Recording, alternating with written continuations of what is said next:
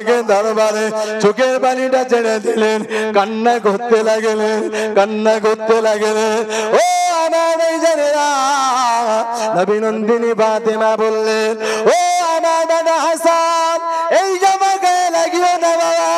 ও আমার বেটা হুসাইন, এই জামাটা গায়ে লাগিও না বাবা। এই জামাটা তোমার নানা জানের কাছে নিয়ে যাব, তোমার নানা জানের কাছে এই জামার হাকিকত জানতে হবে। ও আমার কলিজা টুকরা হাসান, ও আমার কলিজা টুকরা হুসাইন, এই জামা দুটি রং আমার কাছে ভালো লাগে না বাবা। এই জামার কি হাকিকত আছে? আমার আব্বা জান রাসূলুল্লাহর কাছে নিয়ে যাব।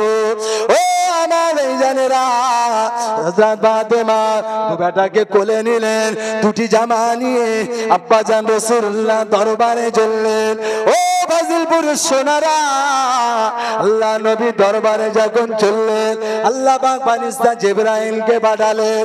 ও আমার ফেরেশতা জি সাল্লাম, চলে যাও বাবা, আমার হাবিবকে গিয়ে জানিয়ে দাও, আমার বন্ধুকে গিয়ে জানিয়ে দাও, আমার বন্ধুর কাছে আমার বন্ধুর কন্যা ফাতেমা আসছে, ওই জামার হাকিকত জানবে বলে।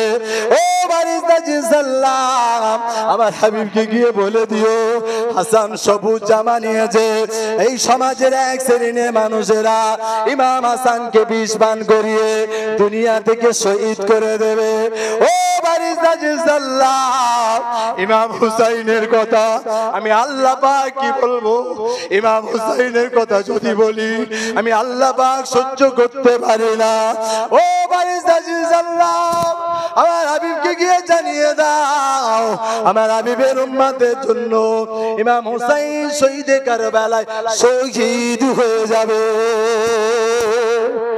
আর একবার জোরে বলুন সুবহানাল্লাহ।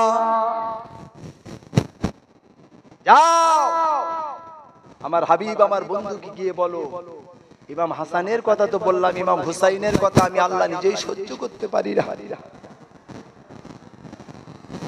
দুটি জামা নিয়ে এসেছে, ফেরেশতা জি সাল্লাম বলছি, ইয়া রাসূলুল্লাহ, ইয়া হাবিবাল্লাহ, হুজুর আপনার কন্যা ফাতেমা আসছে, কি ব্যাপার?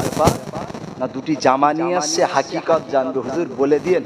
আল্লাহ খবর দিয়েছে ইমাম হাসান যে সবুজ জামা বিষ পান করে ইমাম হাসান রাদিয়াল্লাহু তাআলা আনহুকে দুনিয়া থেকে বিদায় করে দেবে। আর ইমাম হুসাইনের কথা আল্লাহ নিজেই সহ্য করতে পারেন। আল্লাহ বলছে ইমাম হুসাইনকে নির্মম অত্যাচার করে শহীদে কারবালায় শহীদ করবে।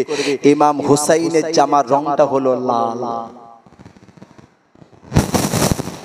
আহ, ফাতেমা যখন নিয়ে যাচ্ছেন, বেশ কিছুটা গিয়েছেন, একটু আগে একটু দূরে আছেন, আল্লাহ রাসূল ওখান থেকে বলছেন, ফাতেমা, আমার মা ফাতেমা, তুমি আমার দু নানু ভাইকে আমার কাছে এনো না মা, ঘরের আড়ালে নিয়ে যাও, নিয়ে যাও। কেন আব্বাজান? আমার দু নানু ভাইকে অন্যদিন দেখলে আমি নবী খুশি হতাম, আজকে আমার দু নানু ভাইকে দেখলে আমার কষ্ট হচ্ছে, সহ্য করতে পারি না, নিয়ে যাও। কেন আব্বাজান? আমার ইমাম হাসানকে বিষ পান করিয়ে শহীদ করবে মা ফাতেমা আমার উম্মতের জন্য, আর আমার ইমাম হুসাইনের কথা আমি নিজেই বলতে পারি না, কষ্ট হয়।